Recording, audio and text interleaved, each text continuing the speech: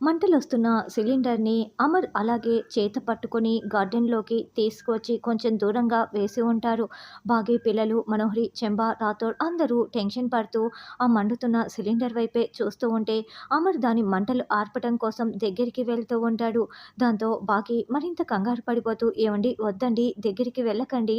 అది పేలిపోతుందేమోనండి. మీకు మళ్ళీ ఏమైనా అవుతుంది. ప్లీజ్ అండి" అని బాగి వేడుకుంటూ ఉంటుంది. బాగి, "వద్దు, నువ్వు ఇంకేమీ మాట్లాడకు, నాకేం కాదు" అని అమర్ దాని మీద చెయ్యి పెట్టబోతూ ఉంటాడు. అయితే సరిగ్గా అప్పుడే ఏసీపీ పార్థసారథి కారు వచ్చి అక్కడ ఆగుతుంది. దాంతో అందరూ చాలా షాకింగ్‌గా ఆ కారు వైపు చూస్తూ ఉంటారు.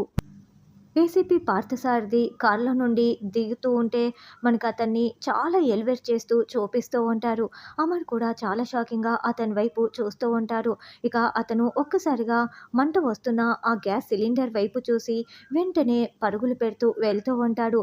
తను వేసుకున్న కోటుని విప్పేసి అక్కడ బకెట్‌లో వాటర్ ఉంటే ఆ వాటర్ దగ్గరికి పరుగులు పెడుతూ వెళ్ళి తన కోటుని మొత్తం కూడా ఆ వాటర్‌లో ముంచి తడిపి పడేస్తాడు.